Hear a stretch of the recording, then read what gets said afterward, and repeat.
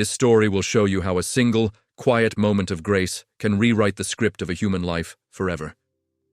In the damp, rain-chilled shadows of Seattle, where the mist rolls in from Puget Sound like a cold embrace that never lets go, a humble nurse's assistant who struggled just to keep the lights on every month, who counted every penny and made sacrifices that would break most people's spirits, was about to find herself at the center of a miracle she hadn't even dared to pray for.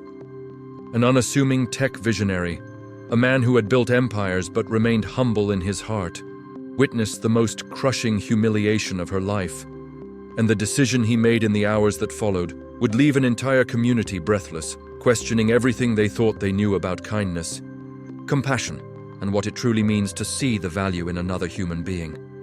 Stay with us until the very end to see how a chance encounter at a lonely transit stop on one of the coldest nights of the year transformed two souls in a way that defied every expectation and rewrote the narrative of what is possible when one person chooses to truly see another.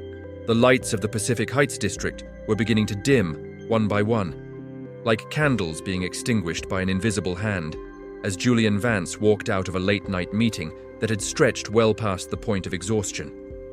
He was carrying nothing but a small brown paper bag containing a vintage telescope he had found earlier that day in a dusty antique shop tucked away on a side street. A beautiful brass instrument with intricate engravings that he had purchased for his young nephew. A bright-eyed 8-year-old boy who was obsessed with the stars and the vast mysteries of the cosmos.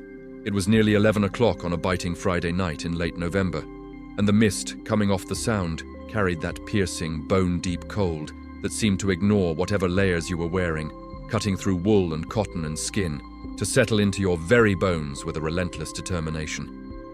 Julian pulled his navy wool coat, elegant but understated in the way that spoke of quality rather than ostentation, tighter around his lean frame as he moved with purposeful strides toward the parking structure, a concrete behemoth that loomed against the dark sky. His mind was heavy with the weight of a week spent navigating the treacherous waters of corporate boardrooms and high-stakes acquisitions that could make or break companies, alter the lives of thousands of employees, and shift the balance of power in the technology sector. At 38 years old, Julian had built a software empire from nothing more than a college dorm room idea and relentless determination, creating innovations that had brought him wealth beyond his wildest imagination, a fortune that allowed luxuries he rarely indulged in and opportunities he often turned down. But along with the success had come a quiet, echoing loneliness that no amount of money could fill, no achievement could satisfy, and no accolade could heal. The higher he climbed in the world of business, the more isolated he felt, surrounded by people who saw dollar signs instead of a human being, who wanted access to his resources rather than connection with his soul. He had never been a man of flash or pretense or empty showmanship. Julian had always preferred the anonymity of a simple life where people saw the man he truly was, not the bank account he carried, not the companies he owned, not the influence he wielded in Silicon Valley circles. As he navigated the nearly empty rows of the parking lot, his footsteps echoing in the cavernous space illuminated by flickering fluorescent lights that hummed softly in the stillness, his attention was suddenly caught by a commotion near the main entrance of the medical center across the street. The building was an imposing structure of glass and steel that normally buzzed with the urgent activity of saving lives. But at this hour it stood mostly quiet, with only the emergency department still fully operational, casting warm light onto the cold pavement below. 3 women were standing near the glass-enclosed bus shelter that sat at the edge of the medical center's property. And while it initially seemed like nothing more than a casual conversation between colleagues ending their shifts, the sharp, mocking tone of the voices began to cut through the ambient hum of the city in a way that was impossible to ignore or overlook. Julian slowed his pace instinctively, not wanting to intrude on what might be a private matter, but unable to pull himself away as the words of 2 of the women began to reach him with startling clarity across the empty street.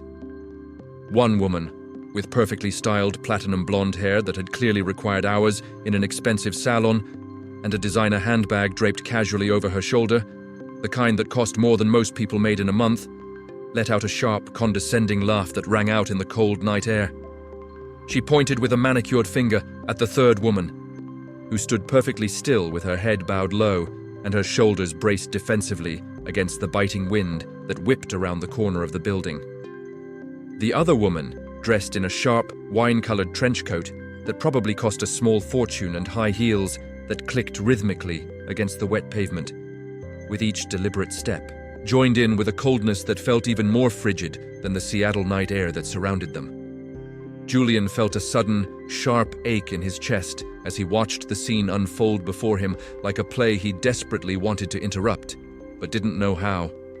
Something deep within his intuition, that quiet voice that had guided him through countless business decisions and personal crossroads, told him to stay, to bear witness, even though he couldn't quite name why or what he was supposed to do. He stopped beside his charcoal-colored SUV, reaching into his pocket and pretending to search for his keys, while he kept a discreet but watchful eye on the interaction happening just 20 yards away across the rain-slicked street. "Oh, Sarah, are you seriously still waiting for the night bus in this weather?" the woman with the designer bag asked, her voice dripping with false sweetness and genuine cruelty, a smirk playing on her lips that never reached her cold eyes. "I really thought you would have managed to save up for even a beat-up old sedan by now, something with wheels and an engine at least. But I see things haven't changed for you at all, have they? Still struggling, still scraping by, still standing at bus stops in the freezing cold like you did when you first started working here 5 years ago." The woman in the wine-colored coat let out an exaggerated sigh, the kind meant to be heard and to wound, as she dangled the keys to a sleek European sports car that shimmered under the streetlights, the metal catching the light and throwing it back like a taunt. "I honestly don't know how you do it, Sarah," she continued with a tone of mock pity that was more cruel than any outright insult could have been. "The two of us are heading back to our warm, comfortable homes, to heated garages and soft beds, while you're going to be stuck out here in the dark, breathing in exhaust fumes and shivering for who knows how long. Don't you ever just want to give up? Don't you ever wonder if it's even worth it?" Sarah tightened her grip on her worn plastic bag, the kind you get from a grocery store that's been reused so many times the handles are starting to tear, which appeared to be filled with thick nursing textbooks and heavy medical manuals that must have weighed at least 15 or 20 pounds. Julian watched with a growing sense of protective anger as she fought valiantly to maintain her composure, but the sting of the humiliation was painfully visible in the way her jaw set with determination, in the slight tremor in her hands that she couldn't quite control, and in the way she seemed to fold into herself as if trying to become invisible. The two women shared one last smirk between themselves, a look of superiority and satisfaction at having landed their cruel blows, before walking with deliberate slowness toward the premium parking spots reserved for senior staff, leaving behind a cloud of expensive perfume that seemed to mock Sarah's simpler life, and the echo of laughter that felt like a serrated blade cutting through the quiet night air. Their heels clicked against the pavement in perfect rhythm, a sound of privilege and comfort that seemed to emphasize everything Sarah didn't have. Sarah remained completely motionless at the stop, frozen like a statue, staring down the long, empty stretch of the avenue as if she could summon the bus through sheer willpower and strength of need, as if she could escape the shame and humiliation of the moment by focusing all her energy on something, anything else. She was wearing a thick, mustard-colored knit sweater that had clearly seen better days, but was meticulously clean and carefully maintained, paired with dark jeans that were faded but not torn, and sneakers that had clearly logged hundreds upon hundreds of miles of city streets and hospital corridors. Her dark hair was pulled back into a practical bun at the nape of her neck. Those stray wisps had escaped throughout her long shift to frame a face that looked exhausted to the bone, but undeniably resilient, a face that spoke of someone who had endured much and would continue to endure. Julian estimated she was perhaps 30 or 32 years old, yet her eyes held the depth and weight of someone who had carried far more than her fair share of the world's burdens, someone who had seen suffering and loss and had chosen to keep going anyway. She hugged her bag to her chest as if it were a shield, protecting her from the cruelty of the world, and Julian could see the corners of children's coloring books and a small box of crayons tucked between the heavy textbooks, details that told a story of sacrifice and love. A knot formed in his throat as he realized that this woman, despite her own struggles and financial hardships, despite working long hours for modest pay, was clearly pouring her limited energy and resources into someone else, into caring for someone who needed her. The lights of the medical center's main lobby finally dimmed completely, the security guard visible through the glass as he made his rounds, leaving only the amber glow of the street lamps to illuminate the solitary figure at the bus stop. Julian closed his car door without getting in, the sound echoing in the empty parking structure, and began to walk toward her with a sense of purpose that he couldn't entirely explain to himself, driven by something deeper than logic or reason. His leather boots made a soft, rhythmic thud against the wet pavement as he approached the shelter where Sarah stood, now wrapping her arms tightly around herself in a futile attempt to ward off the intensifying chill that seemed to grow colder with each passing minute. She looked up as he drew near, her eyes flashing with a complex mix of surprise and the natural, instinctive caution that any woman feels when approached by a stranger late at night in a deserted part of the city. It was a wariness born of necessity, of too many news stories and warnings, of living in a world that wasn't always safe for women alone. Julian offered her a gentle, disarming smile, the most genuine smile he had felt cross his face in a long time, perhaps months, and stopped at a respectful distance, at least 5 or 6 feet away, to ensure she didn't feel crowded or threatened by his presence. He wanted her to know immediately that he meant no harm, that he was simply a human being reaching out to another human being in need. "Excuse me," he said, his voice low and calm and carefully modulated to be as non-threatening as possible. "I couldn't help but notice you're waiting for the late transit, and given how cold it's getting out here, I was wondering if I could offer you a safe ride to wherever you need to go. No strings attached, no expectations, just one person helping another on a brutal night." The words felt natural as they left his mouth, completely devoid of any hidden agenda or ulterior motive, born purely from a deep, genuine desire to help someone who was clearly at their breaking point, someone who had already endured more than enough for one evening. But what Julian didn't realize at that precise moment, what he couldn't possibly have known as he stood there in the mist with his hands in his pockets, was that this simple gesture of human kindness was about to alter the trajectory of not just Sarah's life, but his own, in ways he had never imagined possible, in ways that would ripple out and touch dozens of other lives in the months and years to come. Sarah looked at him with a complex blend of gratitude that made her eyes shine and hesitation that made her take a small step back, her mind clearly racing through the calculations that every woman makes in such situations. In a city like Seattle, in any city really, caution was a survival mechanism, especially for a woman alone at midnight with no one around to hear her if she called for help.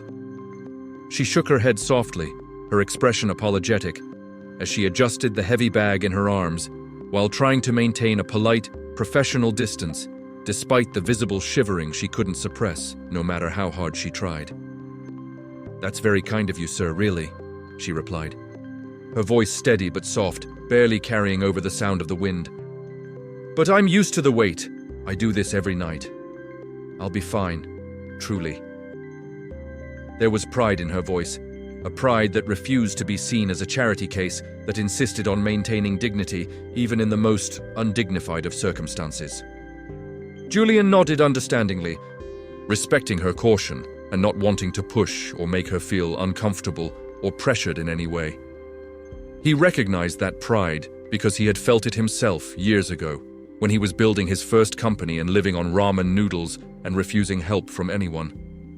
"I completely understand," he said with genuine empathy, slipping his hands deeper into his coat pockets. "I just wanted to make sure you were okay. It's a bitter night, and it doesn't look like it's going to get any warmer." As if the universe itself wanted to emphasize his point, a sudden gust of wind whipped through the street, rattling the glass panels of the bus shelter and sending dead leaves skittering across the pavement. Sarah flinched visibly as the cold air bit through her sweater, and Julian felt a sharp pang of protectiveness, an almost paternal urge to shield this stranger from the harsh realities of the world. "How long does the night route usually take to arrive?" he asked, leaning lightly against a nearby post, keeping the conversation casual and non-threatening, just two people making small talk on a cold night. Sarah glanced at her simple wristwatch, the kind that was durable but inexpensive, practical rather than fashionable. "It should have been here 10 minutes ago," she admitted, a hint of worry beginning to creep into her previously composed tone. The next one isn't scheduled for another 20 minutes after that. Julian nodded and stayed right there, not moving toward his car, simply standing in the periphery of her space, because something in his soul, that same intuition that had told him to stop in the first place, told him that leaving her alone in that dark corner of the city would be a mistake he would regret for the rest of his life. She watched him from the corner of her eye, clearly wondering why a man who obviously had a nice car and somewhere warm to be would choose to stand in the freezing cold with a complete stranger. His presence felt steady, like an anchor in a storm, and despite her initial wariness, she found herself feeling somehow safer with him there. The minutes ticked by slowly, each one feeling like an hour. The silence of the street, punctuated only by the distant sound of a siren somewhere in the city, or the low hum of traffic on a far-off highway. The parking lot was now a complete void of activity, save for Julian's lone vehicle sitting under the harsh fluorescent lights. Sarah shifted her weight from foot to foot, trying to keep her circulation moving, trying to generate some warmth through movement, clutching her textbooks like a life jacket, like they were the only solid thing in an uncertain world. By the way, if this story is touching your heart, if you're feeling that pull of connection and compassion, consider becoming a part of our community. We talk about the hidden threads of kindness that connect us all, about the small moments that change everything, and having you here would mean the world to us. Let's get back to Sarah and Julian. The promised 20 minutes stretched into 35 and then 40, and still there was no sign of the bus. The avenue remained a dark, glistening ribbon of wet asphalt, empty and cold and unwelcoming. Sarah began to bite her lower lip, a nervous gesture that betrayed her growing anxiety, not just for herself and her own comfort, but for her younger brother who was waiting for her at home, probably watching the clock and wondering where she was. Julian noticed the subtle shift in her body language, the way her shoulders tensed and her breathing became slightly more rapid. "You know?" he said suddenly, breaking the heavy silence that had settled over them like a blanket. "There's a 24-hour diner just around the corner, past that bodega with the green awning, and they have a coffee window that serves until 2 a.m. Would you like a hot drink while you wait? My treat, no obligation." She looked up, startled by the offer, and for the first time that night a small, genuine smile touched her lips, transforming her tired face into something almost radiant. "You really don't have to do that," she said shyly, her voice barely above a whisper. "You've already been more than kind just by staying here and keeping me company. Most people would have driven away by now." But Julian was already moving toward the diner, waving a hand dismissively over his shoulder with a gesture that was somehow both casual and determined. "It'll take 2 minutes," he called back, his breath visible in the cold air. "Stay right there. I'll be back before you know it."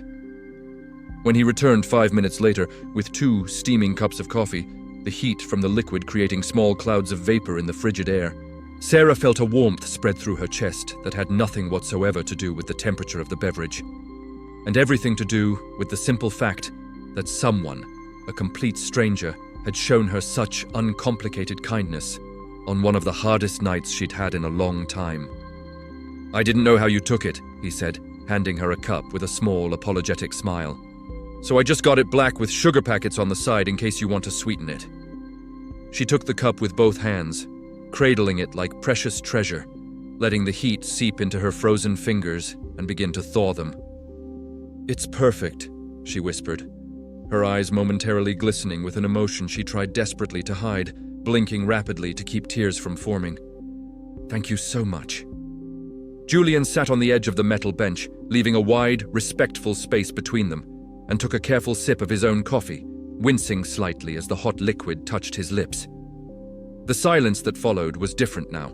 It wasn't the awkward silence of strangers or the heavy silence of discomfort, but rather a comfortable quiet, a shared refuge from a long, grueling day that had tested them both in different ways. "Do you always work these late shifts?" Julian asked with genuine interest, his tone conversational and warm. She nodded, blowing steam off her drink and watching it dissipate into the night air. "I'm a nursing assistant at the trauma center," she explained, and despite the exhaustion that lined her face, A spark of genuine pride appeared in her tired eyes. I usually stay late to help the night shift staff transition smoothly, to give them a proper handoff and make sure the patients are settled. And I try to squeeze in some study time for my RN exams during my breaks, whenever I can find a quiet corner. She gestured to the heavy bag at her feet, and Julian finally got a clear look at the titles of the books that were weighing it down. Advanced Clinical Nursing Practices, Pediatric Care and Development, and Pharmacology for Nurses. That's an incredible profession, he remarked, feeling genuine admiration for the grit and determination it took to work those brutal hours and study simultaneously, to push yourself beyond reasonable limits in pursuit of a better future. It's hard, Sarah admitted, her voice taking on a thoughtful quality. The hours are long, the pay isn't great, and sometimes you see things that break your heart. But when you see a patient go home after a difficult recovery, when you watch them walk out those doors with their family, it makes every late bus and every cold night worth it. It makes all the sacrifice meaningful. Julian felt a profound sense of admiration washing over him, a recognition of true strength and character. He had met many powerful people in his life, billionaires and CEOs and politicians who commanded respect and wielded influence, but none of them seemed as truly strong as this woman sitting beside him on a cold bus bench. This woman who gave everything she had to help others and asked for nothing in return. As they talked, sharing stories and sipping coffee, the minutes continued to slip away into the night, and the bus was now nearly an hour overdue. The temperature had plummeted even further, and Julian could see his breath more clearly now. Small clouds of vapor that appeared with each word. He realized he had to try one more time, had to make one more attempt to get her somewhere warm and safe. Sarah, he said softly, using her name for the first time, having heard it earlier from the cruel women. I know I asked before, and I respect that you said no, but please, let me drive you home. It's nearly 1 a.m. now. I can't in good conscience leave you here when the transit system has clearly failed tonight. His voice was so sincere, so completely devoid of anything but pure concern and genuine care for a fellow human being, that Sarah felt her carefully constructed defenses finally begin to crumble, like a wall that had been holding back water for too long. Just as she was about to answer, to finally accept his offer and let someone help her for once in her fiercely independent life, the faint glow of headlights appeared in the distance, cutting through the fog that had settled over the avenue like a grey blanket. Look, I think that's it, she said, her voice carrying a mix of relief that the ordeal might finally be over and a strange, unexpected pang of disappointment that this connection with a kind stranger was about to end as abruptly as it had begun. Julian stood up from the bench as the bus lumbered toward the stop, its yellow lights cutting through the fog like tired eyes, its engine making a grinding sound that suggested it had seen better days. He felt a sudden, almost desperate urge not to let this connection vanish into the night, not to let this woman disappear from his life as quickly as she had entered it. There was something about her, something beyond her obvious beauty and resilience, that called to something deep within him that had been dormant for years. The bus slowed down as it approached their location, and Julian felt his heart sink with the realization that she would board it, and he would never see her again, would never know if she made it home safely, would never learn more about the brother she was raising or the dreams she was chasing. But as the bus drew closer, close enough for them to see clearly through the windshield, both of them saw the problem with painful clarity. The bus was packed absolutely full, crammed to the windows with people who had probably been waiting at stops all along the delayed route. Passengers were pressed against the glass like sardines in a can, their faces showing the exhaustion and frustration of a Friday night transit system that had completely failed them.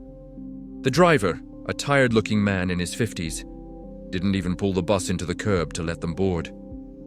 He simply slowed down, just enough to shake his head at them through the closed door, a gesture of helplessness and apology, and then accelerated back into traffic, leaving behind a cloud of diesel smoke in his wake that smelled acrid and made them both cough. Sarah stood frozen, her hand half raised in a futile gesture of flagging down a bus that was already pulling away, watching the taillights disappear down the avenue and around a corner, taking with them any hope of getting home at a reasonable hour. The realization that she was truly stranded, that she had no options left, hit her like a physical blow to the chest.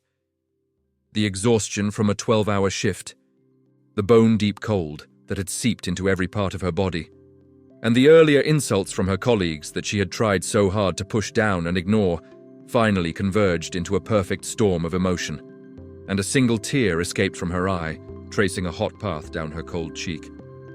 "I can't believe this," she whispered, her voice cracking with the strain of holding back a flood of tears. "The next bus won't be here until 2:30 a.m., if it even comes at all. I've been standing here for over an hour in the freezing cold, and now I'm going to have to wait another hour and a half. Leo is going to be so worried." Julian stepped forward, his heart heavy with empathy and a fierce determination to help this woman who had already endured so much. "Sarah," he said gently, using her name with a familiarity that somehow felt earned despite having just met her. "Please, no more arguments, no more polite refusals. I am taking you home. Not as a favor, not as charity, but because it's the only right thing to do and I won't be able to sleep tonight if I leave you here." She looked at him through tear-blurred vision, and the sheer exhaustion in her gaze, the vulnerability and the need, was enough to break anyone's heart. "I don't want to be a burden," she managed to say, her voice small and defeated. "You don't even know me. You don't owe me anything." Julian smiled gently, his eyes warm and kind in the harsh streetlight. "In the last hour, I've learned that you are a dedicated nurse who stays late to help her colleagues. A hard-working student pursuing your dreams against incredible odds, and someone who doesn't give up easily even when the world seems determined to knock you down. That's more than enough for me." He led the way to his SUV, and this time, without any more protests or hesitations, she followed, her tired legs carrying her across the empty parking lot. The heater in the car hummed to life almost immediately, sending waves of blessed warmth through the cabin that felt like a physical embrace after the brutal cold of the street. Sarah sat in the passenger seat, still clutching her bag like a security blanket as the tension slowly began to leave her muscles and she allowed herself, for the first time in hours, to simply relax. "Where to?" Julian asked, adjusting the temperature controls to make sure she was comfortable. She gave him the name of a neighborhood on the outskirts of the city, a place known for being humble and working class but safe and community-oriented. Julian knew the area well. He had actually funded a community center there years ago as part of his company's charitable giving program, though he didn't mention it, not wanting to make this about his wealth or his generosity. As they drove through the quiet streets of Seattle, the city looking almost beautiful in its late-night emptiness, the conversation became more personal, more intimate. The walls that both of them usually kept up around strangers began to come down, and they found themselves sharing things they rarely told anyone. "You mentioned studying pediatric care earlier," Julian noted, glancing over at her as he navigated the rain-slicked streets. "Is there a particular reason you're drawn to that specialty?" Sarah smiled, and her whole face seemed to light up from within despite her exhaustion. "Yes, I live with my younger brother, Leo. He's 10 years old." Her voice softened with a tenderness that was unmistakable, the love of a sister who had become a mother. "Our parents passed away 4 years ago in a car accident on I-5 during a winter storm. I've been his legal guardian since I was 26, barely more than a kid myself. He's the reason I'm working so hard to become a registered nurse, why I push myself even when I'm exhausted. I want to give him a life where he doesn't have to worry about whether the bus will come, or whether the heater will work, or whether we'll have enough money for groceries at the end of the month." Julian gripped the steering wheel tighter, moved beyond words by her story, by the depth of her sacrifice and love. "He's incredibly lucky to have you," he said, his voice thick with emotion. "It sounds like you've been more than a sister to him. You've been a mother, a father, everything he needed." Sarah looked out the window at the passing streetlights, each one creating a halo of light in the misty air. "Sometimes I feel like I'm failing him completely," she admitted, her voice heavy with guilt. "I work so much that I miss his soccer games, or I'm too tired to help with his math homework, or I fall asleep while he's telling me about his day at school. That's why I need a car so badly, why I've been saving for years. If I didn't have to spend 3 hours a day on public transit, if I could just drive straight home from work, I could be there for dinner. I could help him with his homework. I could actually be present in his life instead of just providing for him. She sighed deeply, a sound of pure longing and frustration and exhaustion. "I've been saving every single penny I can for the past 2 years," she continued, her words tumbling out now as if a dam had broken. "I skip lunch sometimes, I never buy new clothes for myself. I haven't been to a movie theater in over a year. But every time I get close to having enough for even a used car, something happens. The refrigerator breaks and needs to be replaced. Leo outgrows his shoes and needs new ones for school. A medical bill comes in from Leo's checkup. The savings just vanish like water through my fingers, and I'm back at square one, waiting at bus stops in the cold." Julian listened in complete silence, his mind already working through possibilities. A plan forming in the back of his mind with crystalline clarity.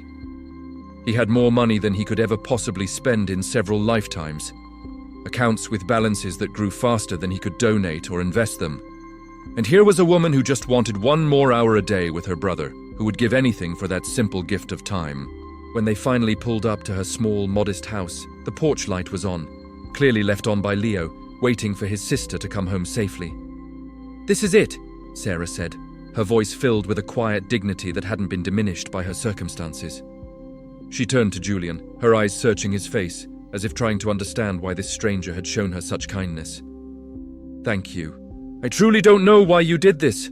Why you spent over an hour in the cold with a complete stranger and then drove out of your way to bring me home. But thank you from the bottom of my heart." Julian looked at the house. It was small, perhaps only 2 bedrooms, and the paint was peeling in places where weather and time had taken their toll. But there were handmade Halloween decorations still hanging in the window, even though the holiday had passed, and a well-tended garden bed that would probably be beautiful in the spring. "It was genuinely my pleasure, Sarah," he said, and he meant it more than he had meant anything in a long time. Before she could open the door and disappear from his life, he reached into his glove box and pulled out a business card. One of the simple ones that just had his name and a number without all the corporate titles and logos. He scribbled another number on the back with a pen he found in the cup holder. "This is my personal cell phone line," he said, pressing the card into her hand. "If you ever find yourself stuck again, or if there's an emergency, or if you just need someone to talk to about anything at all, please don't hesitate to call me. I mean that." She took the card, her fingers brushing against his in the exchange, and a jolt of what felt almost like electricity seemed to pass between them, a connection that neither of them had expected, but both of them felt with startling intensity. She looked down at the card, then back up at his face, memorizing his features in the dim light of the car's interior. "I will," she promised softly. "Thank you, Julian." She stepped out into the night, pulling her bag with her, and the cold no longer feeling quite so hostile or unbearable now that she was home. Julian watched her walk to the door, saw her fish keys out of her pocket, waited for the reassuring click of the lock being opened, and waved one last time when she turned to look back at him before disappearing inside. Only then did he put the car in gear and drive away, but he didn't go straight home to his expensive condo overlooking the water.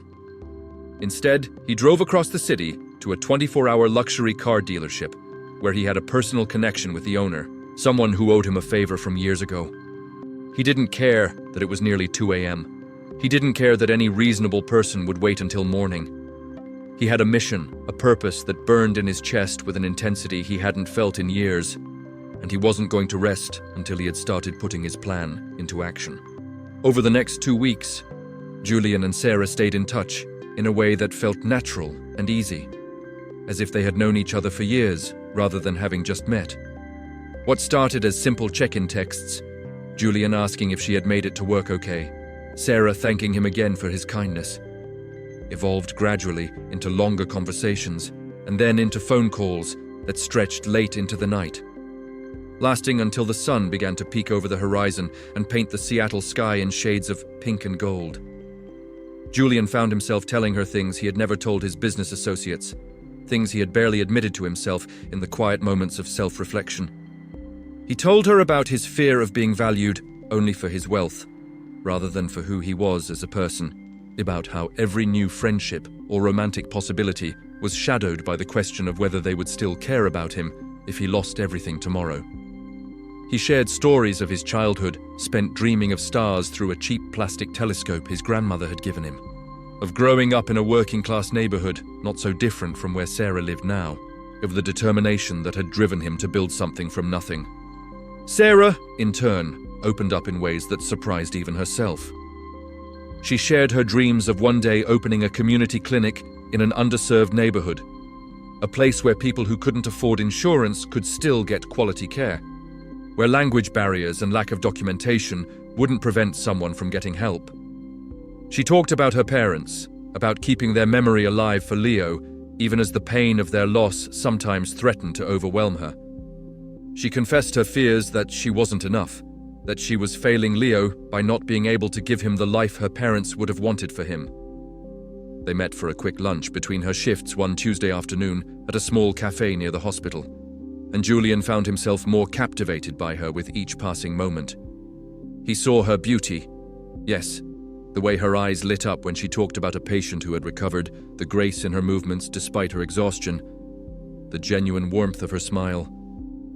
But it was her spirit, her unbreakable, compassionate spirit that refused to be hardened by hardship, that truly drew him in and made him realize he was falling in love with her. On Thursday evening, they talked on the phone for 4 hours straight, both of them lying in their respective beds in the dark, connected by nothing but their voices and a growing sense that something profound was happening between them. Julian told her about the stars, about constellations and galaxies, and the vastness of the universe. And Sarah listened with a wonder that made him remember why he had fallen in love with astronomy in the first place. One Saturday morning, exactly 2 weeks after their first meeting at the bus stop, Sarah was startled awake by a firm knock at her door. She had been sleeping in after a brutal week of double shifts, and Leo had already gotten up to watch cartoons in the living room. She threw on a robe, ran her fingers through her messy hair, and opened the door to find Julian standing on her small porch, looking slightly nervous, but wearing a broad, genuine smile that made her heart skip a beat. Behind him, parked at the curb in front of her house for all the neighbors to see, was a brand new silver SUV, all-wheel drive, perfect for navigating the rainy Seattle hills and the occasional winter snow. It gleamed in the morning light as if it had just rolled off the showroom floor, which it essentially had.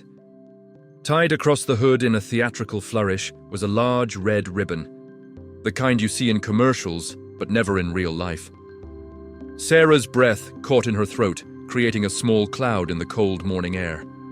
She looked from the car to Julian, then back to the car, her mind completely refusing to process what she was seeing, unable to make sense of this reality. "What? What is this?" she stammered, her voice barely working.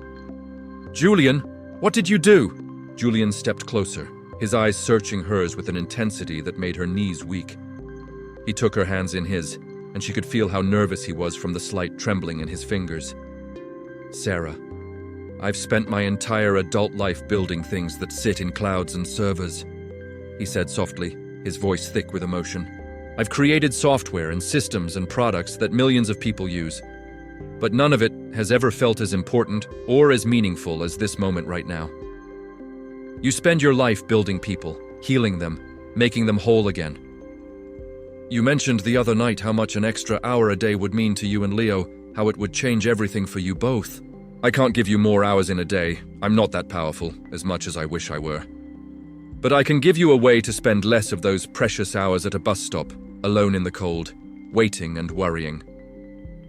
He pulled a set of keys from his pocket, the metal catching the morning light, and pressed them into her palm, closing her fingers around them.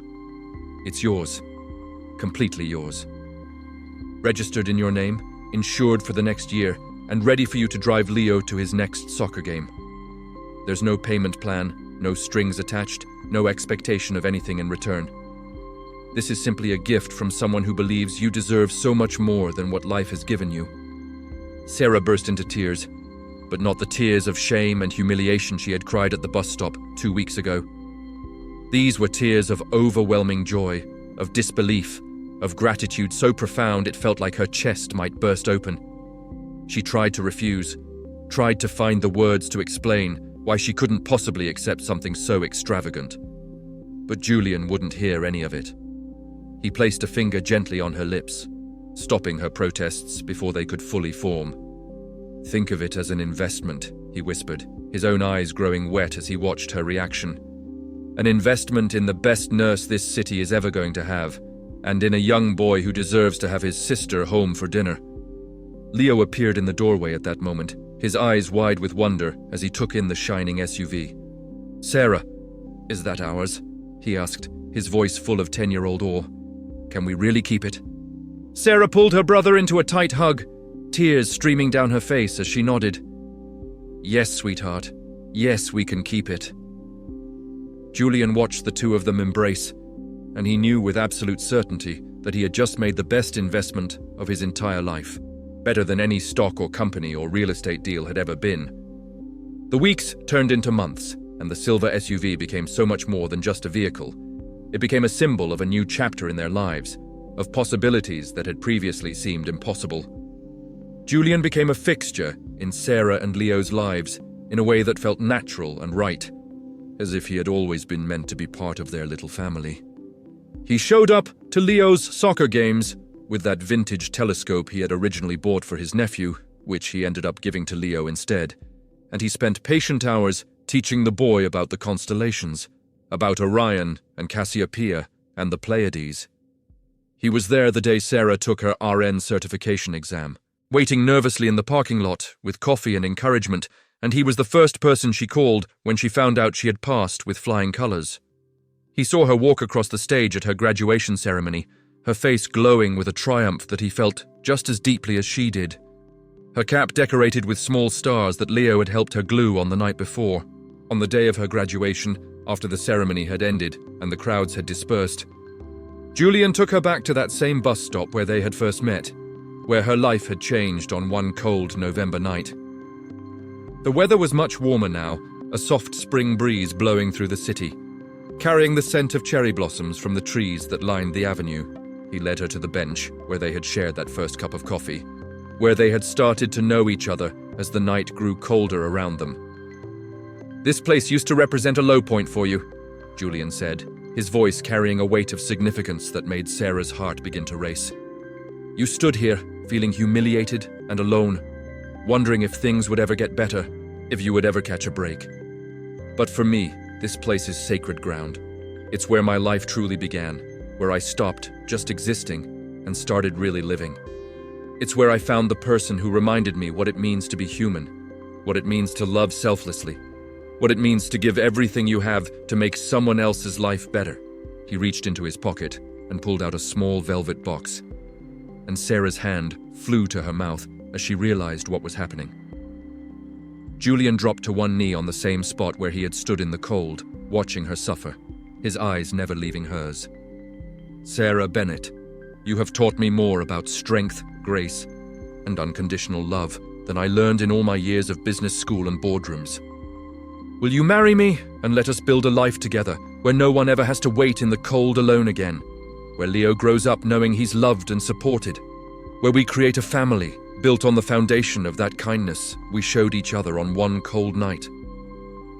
Through tears of pure happiness, tears that blurred her vision and made the world shimmer like something from a dream, she said yes.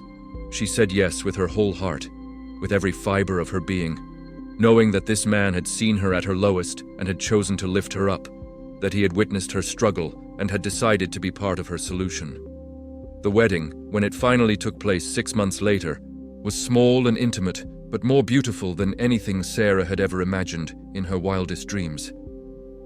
It was held in the garden of the community center Julian had funded years ago, the same center where Leo now attended an after-school program, where Sarah had started volunteering on her days off, where they had quietly begun to build a life together that was rooted in giving back to others. The garden had been transformed into something magical, with strings of lights hanging between the trees, creating a canopy of stars that would appear as the sun set. Chairs were arranged in neat rows, filled with the people who mattered most: Sarah's colleagues from the hospital, who had supported her through the years, Leo's friends and teachers, Julian's business partners, who were seeing a side of him they had never witnessed before, and members of the community who had been touched by the couple's generosity and kindness. As Sarah stood at the back of the garden, her arm linked through Leo's because she had asked him to walk her down the aisle instead of any distant relative. She took a moment to absorb the magnitude of what was happening. She was wearing a simple but elegant white dress that Julian had insisted on buying her, though she had initially protested, and her hair was adorned with fresh flowers that Leo had helped select from the market that morning. When the music began to play, a string quartet that Julian had hired performing a beautiful arrangement of her favorite song, Sarah began to walk down the aisle, her eyes locked on Julian, who stood at the altar with tears already streaming down his face. But as she made her way through the rows of guests, something caught her eye that made her falter for just a moment. Standing in the very back row, almost as if they were trying to hide, were her colleagues from the hospital, including the two women who had mocked her so cruelly that November night at the bus stop. The woman with the platinum hair and the woman in the wine-colored coat, both of them dressed in their finest clothes, both wearing expressions that were a complex mix of awe, disbelief, and deep, visible regret that seemed to age them beyond their years. For a moment, Sarah felt a flicker of the old hurt, the memory of their cruel laughter cutting through the joy of her wedding day. But as she looked at them, really looked at them, she felt something shift inside her. She saw not the powerful, mocking women who had tried to diminish her, but two people who were clearly struggling with their own demons, who had built their identities on material possessions and status, who had probably never experienced the kind of love and connection she had found with Julian. Instead of looking at them with spite or triumph, or the desire to make them feel as small as they had made her feel, Sarah looked at them with the same compassion she gave her patients every day, the same grace she extended to people who came into the trauma center broken and afraid. She gave them a small, genuine smile and a slight nod of acknowledgement, a gesture that said, "I see you, I remember, and I forgive you," all at once. The two women looked shocked by her kindness, and Sarah saw the woman with the platinum hair wipe at her eyes as if trying to hide tears. In that moment, Sarah realized something profound that would stay with her for the rest of her life. Her struggle hadn't been a curse or a punishment, or a sign that she was somehow less worthy than others. It had been the forge that had shaped her character, the fire that had burned away everything superficial and left only what was real and true, the crucible that had made her ready for the kind of love she now held. She continued down the aisle with Leo, who squeezed her arm reassuringly, and when she finally reached Julian, he took her hands in his and whispered, "You are the most beautiful thing I have ever seen, inside and out." The ceremony itself was simple but deeply moving, with vows that both of them had written themselves, words that spoke of partnership and perseverance, of choosing each other every day, of building a life that honored both their pasts and their dreams for the future. When the officiant finally pronounced them husband and wife, and Julian kissed her with a tenderness that made the guests sigh collectively, Sarah felt as if her heart might actually burst with happiness. Leo cheered the loudest, jumping up and down with an enthusiasm that made everyone laugh, and Julian scooped him up in his arms, holding both Sarah and Leo in an embrace that symbolized the family they had become. The reception that followed was filled with laughter and dancing and toasts that ranged from humorous to deeply emotional. Julian's business partner gave a speech about how he had never seen Julian as happy as he had been since meeting Sarah, how she had brought light and purpose to a man who had been successful but unfulfilled.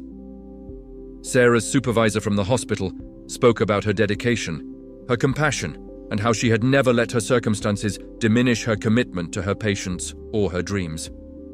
But the most touching moment came when Leo, standing on a chair so everyone could see him, raised his glass of sparkling cider and said in his clear young voice, "To my sister Sarah, who gave up everything to take care of me, and to Julian, who saw how special she was and made sure she never had to wait in the cold again.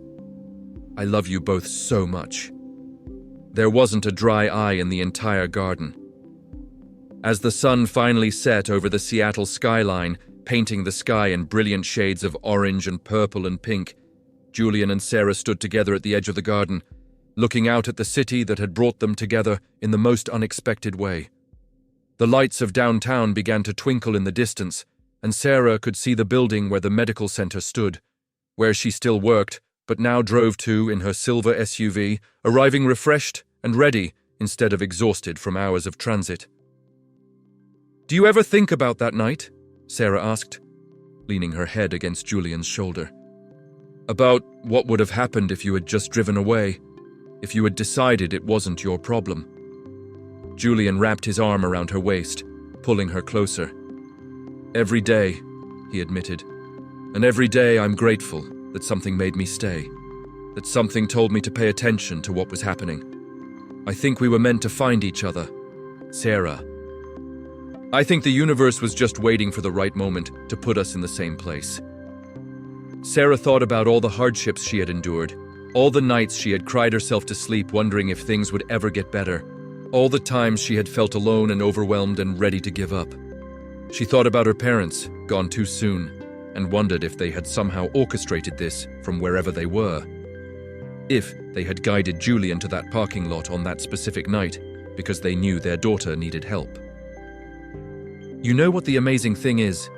Sarah said softly, watching as Leo danced with one of his friends across the garden. "I used to pray for things to get easier, for life to stop being such a struggle. But I never prayed for someone like you. I never even thought to imagine that kind of love was possible for someone like me." Julian turned her to face him, his hands cupping her face gently. "Someone like you? Sarah, you are extraordinary. You always were, long before I came into the picture. I just made sure the world could see what I saw from that very first moment." They stood there together as the evening deepened into night, as the string lights twinkled like stars above them, as their guests celebrated around them, and they knew with absolute certainty that life would still have its storms and struggles and difficult moments. There would be new challenges to face, obstacles to overcome, and times when they would need to lean on each other's strength. But they also knew, with a conviction that ran bone deep, that they would never have to face those storms alone, that they would never again stand waiting in the cold, with no one to see them, no one to care. Because sometimes, in ways we can never predict or control, the universe listens to the quiet prayers of the humble, the desperate wishes of those who have given everything and have nothing left to offer but hope. Sometimes, when we are at our absolute lowest point, when we think we cannot possibly go on for one more day, one more hour, one more moment, grace appears in the most unexpected forms.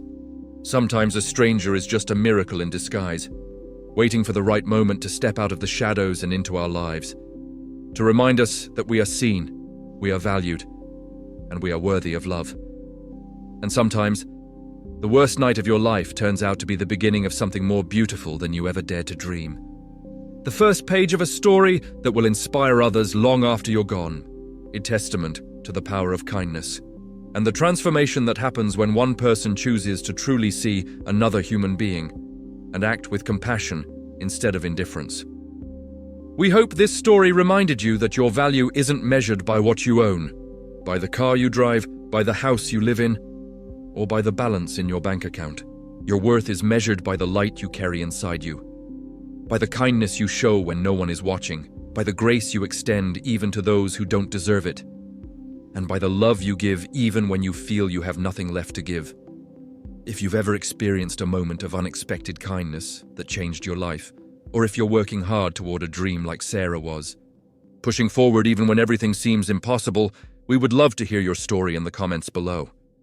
Your words might be exactly the encouragement someone else needs today, the reminder they need that they're not alone in their struggle. Don't forget to subscribe to join our family of storytellers, people who believe in the power of human connection and the importance of sharing stories that remind us of our shared humanity. Until next time, may you find grace in the most unexpected places. May you be the stranger who changes someone's life. And may you always remember that your struggles are not punishments, but preparations for the beautiful things that are coming your way. Stay blessed, stay kind, and never stop believing in miracles.